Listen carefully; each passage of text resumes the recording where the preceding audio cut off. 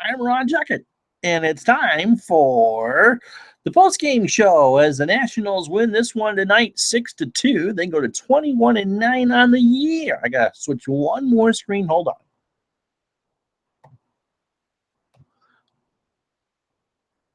One and 9 for A.J. Cole. He goes 6 innings and gets the win. 6 runs, 8 hits, no errors for Washington. 2 runs, 8 hits, and no errors on the scorecard for Philadelphia. They made a bunch of base running boo-boos. We'll get to that in a moment. A.J. Cole gets the win. In his first start, he goes to 1-0. Vince Velasquez takes a hard luck loss, 2-3. His defense really, his base runners behind him did him absolutely no favors tonight. So Cole gets the win. And just was really a strange start. Make sure I'm on here. Yeah, I am. In 6 innings, I mean, the line score was okay. 6 innings, 6 hits, a run it was earned. And that was early run. He walked 4 and struck out 2. Now, in the first 9 batters, AJ didn't actually throw a first pitch strike to 8 of them. He did not trust his fastball at all. His sliders were all over the place. He got the curveball over a few times for strikes, and that's eventually what he settled with. But he just had no confidence in his pitches whatsoever tonight. But yet, by the 3rd inning, he finally settled in. He had a quick 3rd inning, a quick 4th inning. He put on the leadoff runner in the 5th, and I don't remember who that was. And then went back to missing first pitch strikes again. But yet, because the bullpen is so shaky, they allowed him to pitch into the 6th, and he delivered. And so it was also helped out by the fact that the Phillies kept running themselves out of innings. Tommy Joseph had a good single to left, but he wanted 2, and Worth threw a bullet down to second, and he was out by 10 feet. There was the caught stealing by Saunders in the 2nd inning. He had the base clearly stolen, but Miguel Franco interfered with Wieters. And so Wieters, instead of holding on the ball, knew if he threw, it was a strike 3 to Franco. So he knew if he threw it, he was going to get the runner's interference, and he got it. And so a couple times that Cole could have really gotten himself into trouble, he got out of it, thanks to what the Phillies did. And the defense tonight for Washington was incredible. A diving stop by Ryan Zimmerman at first that probably sent a double, and Rendon just flashes the glove. I suppose that Arenado was a better defensive shortstop, a better at third, a better defensive third baseman than Rendon. But my gosh, it's close. Rendon just plays the position so well. You can just see it every time he goes out there. So let's go through the extra base hits. Daniel Murphy is just a hitting machine. He hit his 10th double of the year off of the starter Velasquez, or 7th of the year, and it was just off of Velasquez. Ryan Zimmerman, another fabulous night, another double, his 12th of the year now, and he hit his 13th homer off of Velasquez, a 2-run shot in the 4th. Anthony Rendon with his 5th of the year, a 3-run shot in the 6th. He now has 17 RBIs this week. It's 22 now on the year. Zimmerman is 34. In risky situations, the Nats went 3 for 7 tonight. They stranded 4. And Jason Worth had his first assist, had an assist, getting Joseph at second base. In fact, the Nationals turned 3 double plays tonight. The Wieters on the interference on the caught stealing. Murphy with a smart play to make the tag and then throw to Zimmerman. And then Rendon on an around the horn that was actually very hard to pull off a 5-4-3. Rafael Bautista, by the way, had his first hit, a legitimate single up the middle. Went 1 for 3 tonight. So let's see. Murphy 3 for 4 with 2 runs. He's hitting .341. Ryan Zimmerman 2 for 4, 2 runs, 3 RBI. He's now hitting .435. His OPS is 1382. Rendon just the 1 hit, just happened to be a 3-run homer. He's now hitting .290. So all around an excellent excellent outing for the Nationals. Even so, it's just picking up the uncertain pitching, and Ali Perez and Jacob Turner. Jacob Turner got out there and threw 2 innings. He came in with a runner on first after Herrera got hit by a pitch in his rear end, and then just happened to induce that 5-4-3 that Rendon started, and got 3 outs on 8 pitches and pitched a clean 9th inning. So, just everything that there's a lot of hold your breath moments in these games, but the offense is so good that they just make it look easy, and from watching them that they're not. For those of you who might not watch the Caps' victory over the Pens 4-2, and that series goes to a Game 6 now. It was just a typical Nats game. You held your breath a lot, but in the end, you look at the scoreboard and went, "Oh my goodness!" So, best start in franchise history, 21-9 for now. Elsewhere in the division, the Cardinals beat the Braves tonight 5-3. Mets and Marlins in a rain delay as Jubal Carrera jammed his thumb for the Mets. Mets are going to win this one 11-3. They're up in the bottom of the 7th inning. What do the Orioles do? Orioles are up on the White Sox 6-3 in the bottom of the 7th, and we'll get one more score in here. The poor San Francisco Giants. It's Willie Mays' 86th birthday today. The Giants' terrible year continues as they lose to the Reds 14-2. Ouch. I lost my. If you got a comment, go right ahead and either let us know on Twitter on District on Deck or right in the chat here if you're watching live. Gary Ridgely on Twitter says, "Nice game. It's good to see Zim so joyful." It really is. I'm relatively new to the team. Zimmerman was the face of the franchise. Was the best player in franchise history until the last few years, and so to see him do what he's doing, it's a joy for me to watch. It has to be for him, and he's got to be so relieved. And when they asked Dusty last week what the key was to Zimmerman's success, he just said, "Look, it's healthy.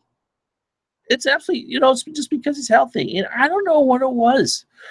Daniel Murphy, the way that he talks hitting, the art and science of hitting, if that rubbed off or it was something in the video that they did in spring training or whatever. But Ryan Zimmerman is doing things to baseballs that are unmentionable.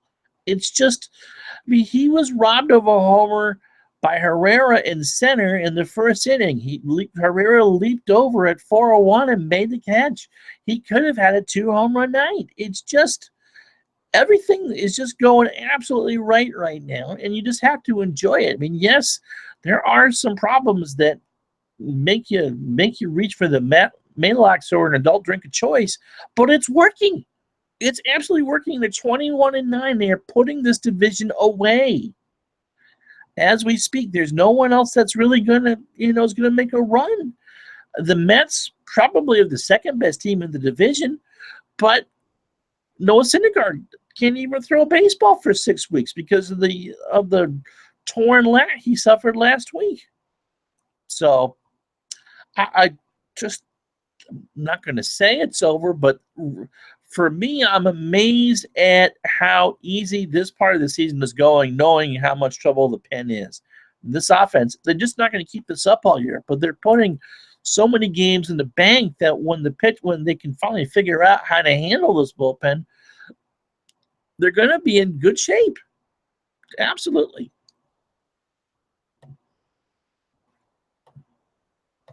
All right, minor leagues. Just a couple games going on. Top of the 9th in Harrisburg. They're hosting the Yard Goats of Hartford tonight, and they're down 6-5. Hartford scored 3 in the 8th. And let's see. Let's look at the box score for that. Ricky got a chance to talk to Carter Keyboom today. We'll have that one up for you on Monday. Drew Ward, 2 for 4. Nefali Soto, 1 for 4 with a triple. Eric Fetty pitched tonight. Eric went 7 innings, 5 hits. He's going to take the 7 innings, 5 hits, 3 runs, 2 earned. He walked 2 and struck out 4 and gave up a home run. 102 pitches, 65 strikes for Eric. On a rainy night in Harrisburg, I believe he would. Nope, he will get a no decision. The bullpen blew it for him. In the bottom of the sixth of a doubleheader in Potomac. This is the current game going on. Lynchburg up 11-2. Ugh. Finals from earlier. Scranton Wilkes-Barre beat Syracuse 9-3. Just a bad game for Joe Ross. Homers today by Brian Goodwin, the second. Brandon Snyder, his fifth.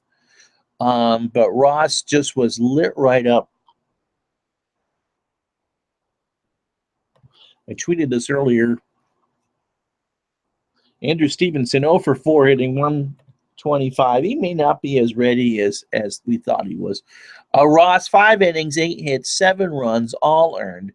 He walked 2, struck out 4, and allowed 2 homers. 88 pitches, 59 strikes. But just judging, Ricky watched this game, but just judging from the box scores, the same things that baffled him up in the big leagues. I'm sure pitches didn't do what he wanted them to do, and he just has to throw so many to get people out. Bullpen wasn't that great behind him, but Ross's ERA in Syracuse now is 6.75. That's after 3 starts. Let's see. Final, the first game of the Potomac's on the process of losing both ends of a doubleheader. They were 3 hit in the first game, 3-0, and Hagerstown beat Hickory 10-9. Well won. 2 in the bottom of the ninth for the win. Ramos with the win. He goes to 1-0 with the 7.94 ERA.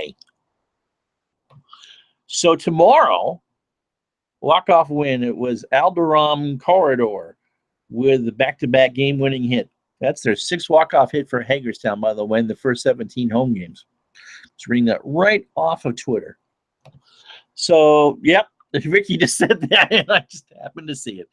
So that will do it for us for tonight. As I said, Ricky interviewed Carter Keyboom. Chris Lacey is writing up an article on A.J. Cole's start. I don't want to take away his thunder. I mean, he was just incredibly lucky tonight. Every time he got into trouble, the Phillies or the defense bailed him out of it. And he ended up settling in well. I'm not sure what they will do. I really do think that Jacob Turner gets that 5th spot in the rotation. But Turner had 2 good innings tonight in the long relief role to help nail it down. So in the last week, he had the 4-inning relief spot his last time out, and the 2 innings tonight. Doesn't get a save because they weren't save situations. It was the longest relief win, or it was the first 4-inning relief win for a pitcher since Madison Bumgarner closed out the 2014 World Series. That's true. So Chris is doing that, writing up A.J. Cole's performance. Drew Douglas is doing the player of the week. I wonder who he'll choose, if he'll be Zimmerman or if he changed his mind and we'll go with Anthony Rendon. 17 RBIs will do that for you. So I'm not sure who he's chosen yet for that, but that's what we have up for you tomorrow. Carter Keyboom, Ricky talked with him today, and that will be up Monday. Tomorrow's game is a 2:35 game because of the Broad Street run in Philadelphia, so a little later than your average Sunday afternoon affair. I will be handling the live tweeting. My partner and good friend in crime, Ricky Keeler, will have the DoDCast for you because I get to work on the preview for the Home and Home for the Baltimore Orioles series. Give this video a like. Subscribe to us here on YouTube. You can give us a like on Facebook and follow us there, as well as everything goes up along with whatever else that we kind of find. And you can follow us at Twitter on District on Deck, and the website, because I don't give that one out enough, is districtondeck.com. Tomorrow it'll be Jeremy Hellickson pitching for the Phillies, and I believe Gio Gonzalez will pitch for the Nationals. But Velasquez, I thought, pitched, as Ricky, thanks for him telling me that. I thought Velasquez was going to be a tough matchup tonight, and they just waited him out. And the Phillies weren't their own friends tonight. I mean, the error column said 0, but the Phillies made some bad mental errors. Tanner Roark, thank you very much. So it's Roark in Hellingston tomorrow at 2:35. Hopefully a little bit warmer than it was tonight during the daytime, because the Nats bullpen was wrapped up like it was about to snow there. All right, so that about wraps it up for us for tonight. We give you all the thanks and follows, and we always appreciate you watching. So for Ricky Keeler and the rest of the staff on District on Decks, one of them is off to his prom tonight, and I will embarrass myself and say that my prom was, what is this, 2017? Was 1988. That was a long time ago. So thanks for joining us. I'm Ron Juckett. Ricky will be on YouTube, and I will be on Twitter. And until then, have a pleasant night from all of us at District on Deck.